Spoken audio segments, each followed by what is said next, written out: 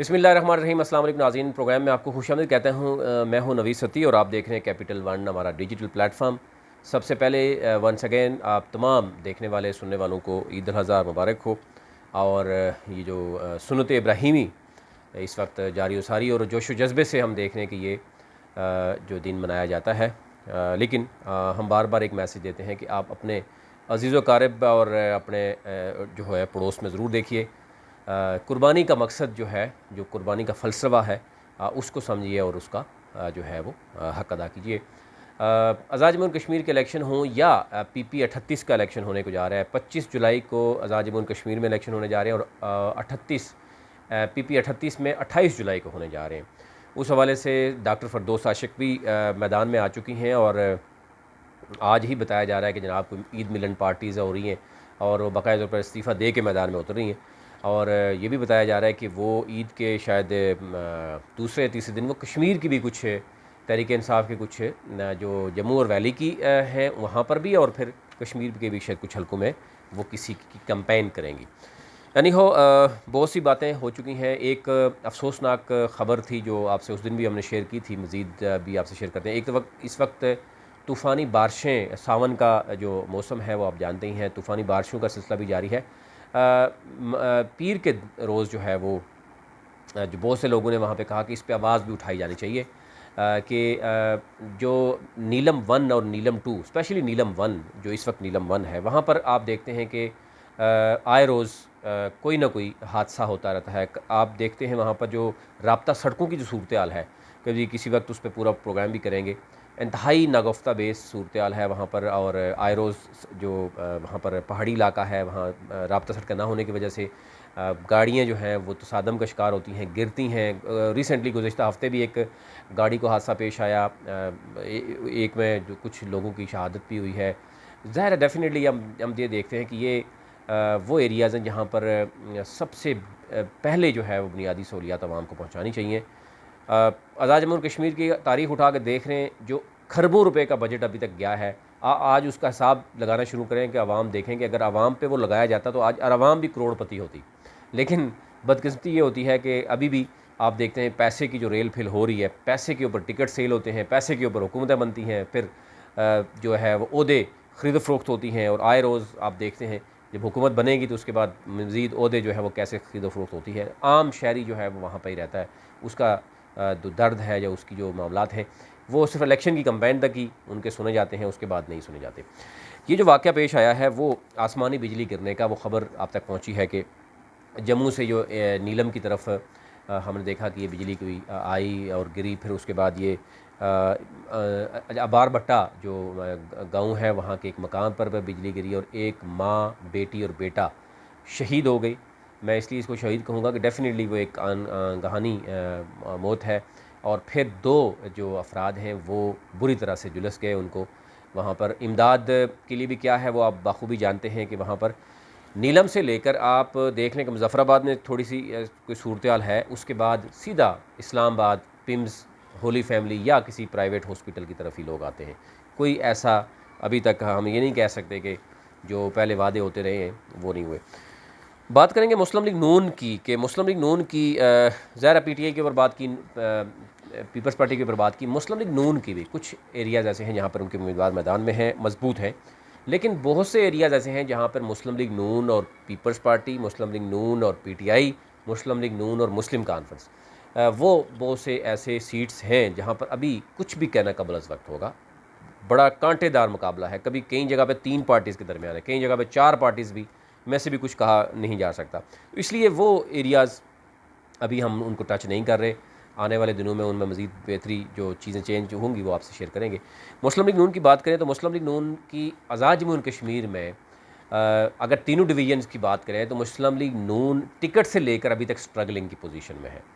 Tickets तकसीम कैसे हुए आपको पता है कि तरीके जो मुस्लिम लीग नून की क़यादत ने बाकायदा तौर पर शिकायत की, इस हवाले से फ़ारूक हैदर साहब ने ख़ुद शिकायत की कि टिकट्स उनको जो है वो अगर देने दिए जाएँ तो डेफ़िनेटली वो सीट से निकाल सकते हैं। लेकिन पूरी मीरपुर डिवीज़न में कोटली आप देख लें, वहाँ पर मीरपुर में भी कुछ टिकट्स ऐसे दिए गए, मुज़फ़्फ़राबाद डिवीज़न में भी ऐसे दिए गए कि जो शायद फ़ारूक हैदर जो वज़ीर-ए-आज़म और उनकी जो काबीना है क़यादत है AJK की, उससे भी नहीं पूछा गया। और ये बारहा कहा गया कि कभी शाहिदा खान अब्बासी, कभी एहसन इकबाल, कभी लंदन से और कभी कैप्टन सफदर जो है वो मुदाखलत करते हुए नज़र आ रहे हैं। तो यही उसके बाद फिर ये भी हुआ कि 3 से 4 ऐसे जो MLAs या वज़ीर रहे हैं वो तहरीक मुस्लिम लीग नून को छोड़कर उस वक़्त गए जब टिकट भी उनको दे दिया गया था, और वो फिर PTI में चले गए और अब वो वहाँ पर मौजूद हैं।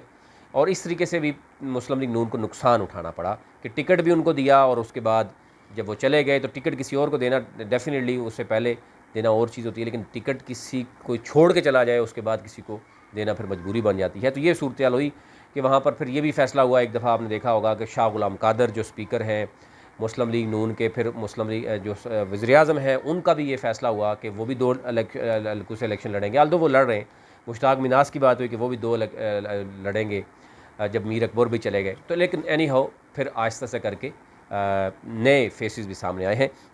लेकिन सबसे पहले हम बात कर लेते हैं जनाब LA 23 की। ये है पलंदरी का एरिया जनाब, और पलंदरी के एरिया में क्या पोजीशन है वो मैं आपके सामने रख लेता हूँ। डॉक्टर नजीम नक्की की बात हो रही है यहाँ पे पलंदरी में, अगर हम देखें तो ये LA 23 है शायद, और डॉक्टर नजीम नक्की इनका पलरा कुछ हद तक बताया जा रहा है कि भारी भी है, बड़े सीज़न और पुराने सियासतदान हैं, और PTI के यहाँ पर सरदार मोहम्मद यूसुफ हैं। मौलाना सईद जो है वो आज़ाद हैसियत में इलेक्शन लड़ रहे हैं, आल्दो कि लास्ट टाइम भी बहुत टफ़ टाइम दिया था इन्होंने डॉक्टर नजीम नक्की को। इस बार मौलाना सईद आज़ाद हैसियत में इलेक्शन लड़ रहे हैं, और कहा यह जा रहा है कि एंटी जितना भी वोट है डॉक्टर नजीब का वो उनको पड़ेगा, और उसमें तहरीक इंसाफ का भी वोट कहा जा रहा है, JUI का भी कहा जा रहा है, मजहबी वोट जितना भी है, फिर ज़ाहिर है वहाँ पर बरादरियों का भी बड़ा रोल है।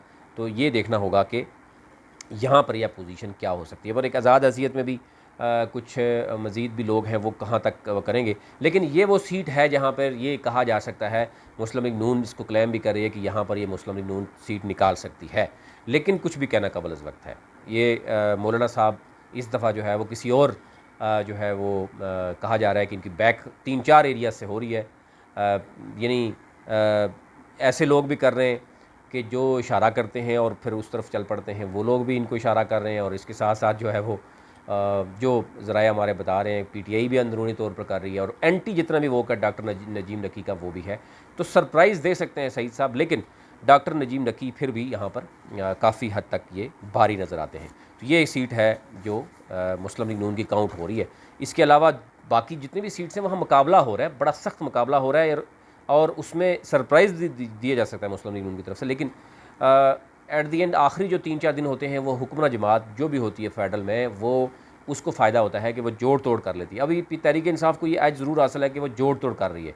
वो मुस्लिम लीग नून के जो नाराज़ या PTI पीपल्स पार्टी के या दीगर जो आज़ाद हैसियत में, उनको एज ये ज़रूर हासिल होता है कि वो जब ये कहते हैं कि जनाब आने वाली हुकूमत होगी तो उसमें आज़ाद हैसियत में या कोई और पार्टी भी उनके जो है वो हक़ में बैठ सकती है, हमायत वो हासिल कर लेते हैं, तो इसलिए जो है उनको एक आसानी हो जाती है।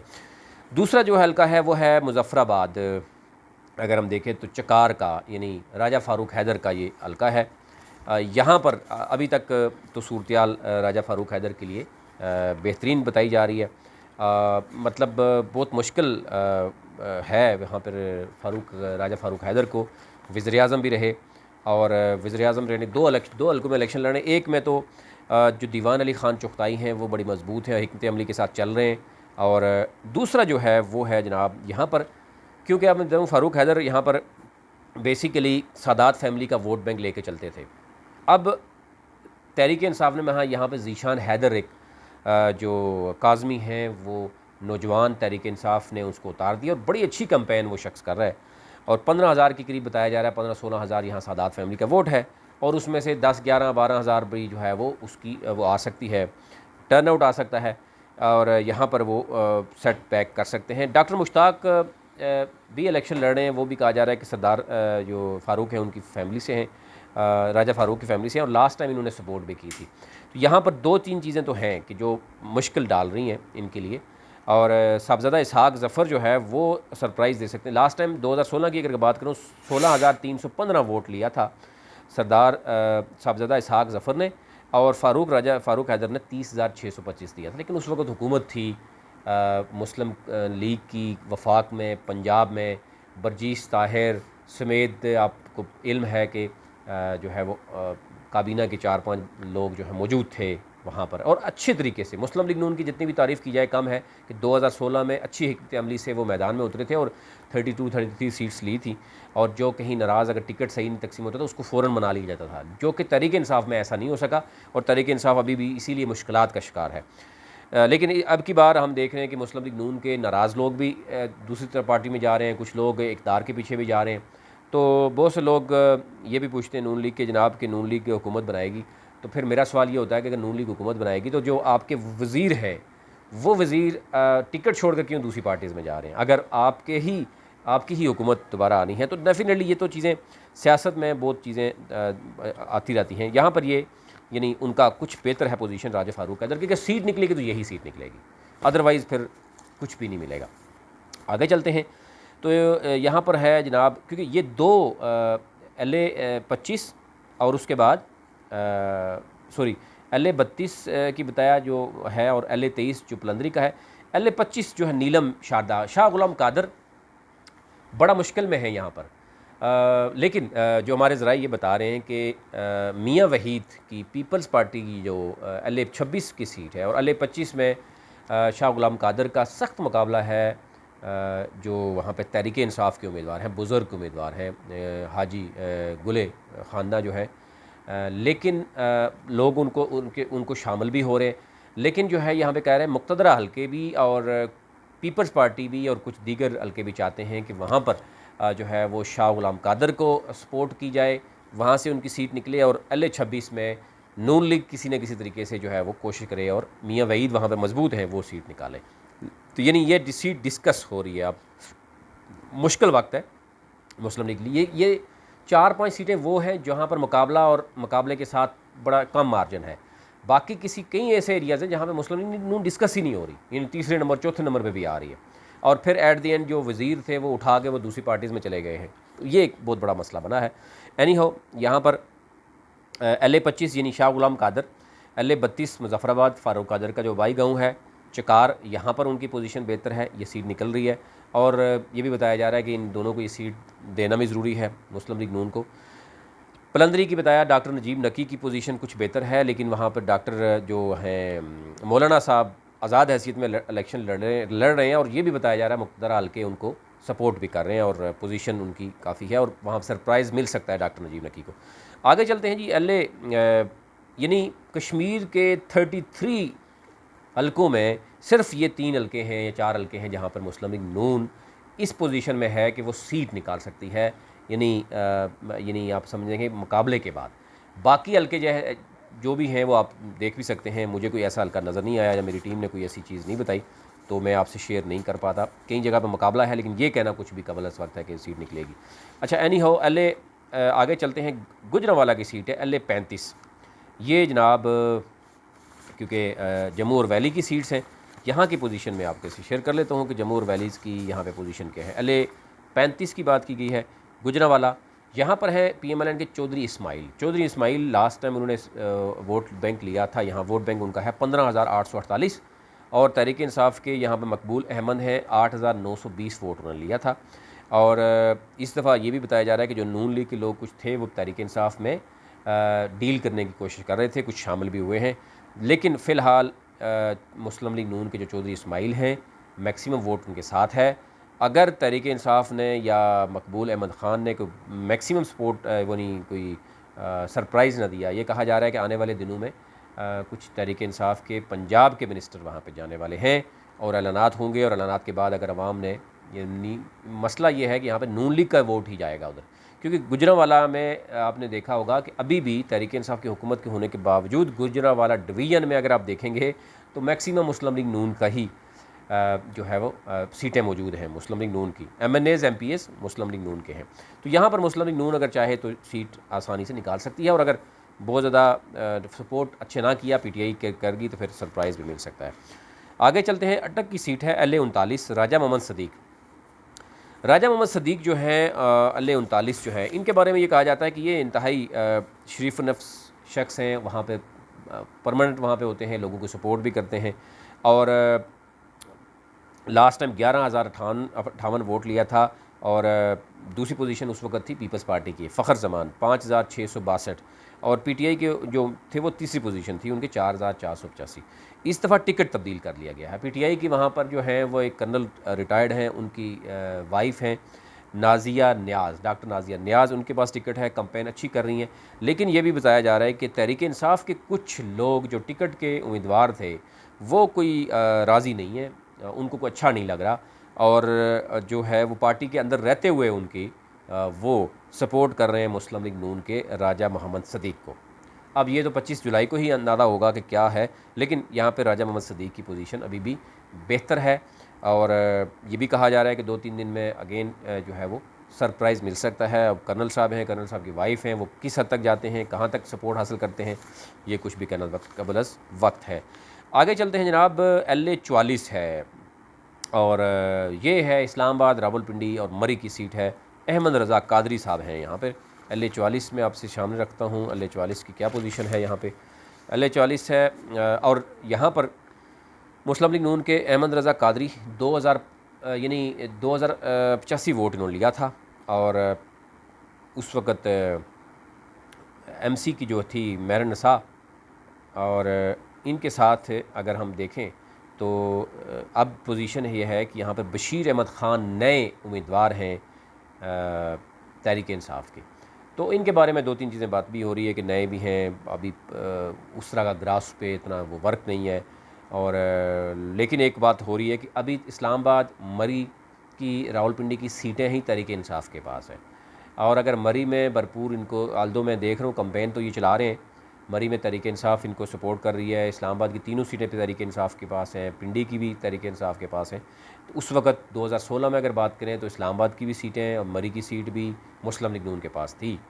तो अब कितना इंटैक्ट करेंगे अहमद रज़ा कादरी साहब, अब देखना तो ये है कि वो वोट मुस्लिम लीग नून का इंटैक्ट है। ऐसा बड़ा वोट बैंक कोई फैक्शन या कोई इस तरीके से तहरीक इंसाफ का कि तहरीक इंसाफ के साथ गया नहीं है। तहरीक इंसाफ अब किस हद तक इसमें सरप्राइज़ दे सकती है ये कुछ भी कहना कबल वक्त है।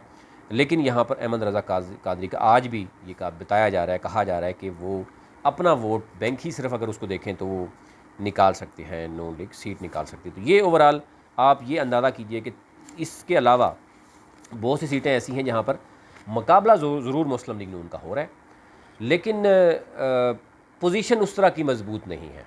यानी इससे अंदाज़ा कीजिए कि मुस्लिम लीग नून को किस कदर इस वक्त मुश्किलात का सामना है, क्योंकि मैक्सिमम सीट्स आप जानते हैं कि मुस्लिम लीग नून को जब वफाक में हुकूमत थी, बहुत से लोग ये समझते हैं और ये कहते भी हैं कि ये ना वफाक के साथ क्यों है। तो आप तारीख़ उठा के देख लिए, अब ना दूर ना जाइए, 2011 में देखिए पीपल्स पार्टी की वफाक में हुकूमत थी और बहुत अच्छी हुकूमत भी नहीं चल रही थी। लोड शेडिंग का दौर था, दहशतगर्दी, बदतरीन दहशतगर्दी, लोड शेडिंग का दौर था। जरदारी साहब जो कुछ कर रहे थे, अपोजिशन जो कुछ कर रही थी, वो आपके सामने है। लेकिन गिलगित बल्तिस्तान में भी और कश्मीर में भी हुकूमत जो है वो पीपल्स पार्टी ने बनाई। फिर मुस्लिम लीग नून आई, मुस्लिम लीग नून में भी 2014 से ही धरना शुरू हो गया तहरीक इंसाफ का। तो फिर भी आप देखें तहरीक इंसाफ की KPK में हुकूमत भी थी, लेकिन फेडरल में क्योंकि वो मुस्लिम लीग नून थी और पंजाब में भी मुस्लिम लीग नून थी, तो मुस्लिम लीग नून ने हिकमत अमली भी अच्छी थी, उनको क्रेडिट ज़रूर जाता है। बरजीस तायर और परवेज़ रशीद और डॉक्टर करमानी और ये लोग, इन्होंने बड़े अच्छे तरीके से मैनेज किया, जो कि तहरीक इंसाफ अब भी नहीं मैनेज कर सकी। और तारीख़ में शायद पहली बार रियासत का जो अमूर देखने वाला ही मिनिस्टर है उसको ही बाहर निकालने की कोशिश की गई।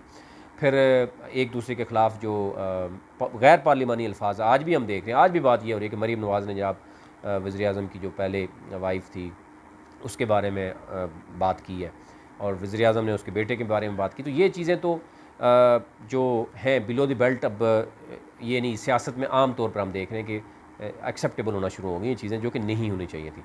तो इस वक्त तहरीक इंसाफ का पंजाब में हुकूमत करना और वफाक में करना वो मैटर करता है। जो ये लोग समझते हैं कि मैटर नहीं करता, कोई वो नहीं है। अब सरकारी जो है वो जो बड़े बड़े जलसे हो रहे हैं और पावर शो की जा रही है, जो 5-5 लाख तकसीम हो रहा है या ऐलानात हो रहे हैं, तो अगर हेल्थ कार्ड का ऐलान हो रहा है तो ये किस बेस पे हो रहा है? तो अंदाज़ा कीजिए कि मतलब डेफिनेटली जब नवाज शरीफ थे तो उस वक्त भी मैटर करता था, अभी मैटर करता है।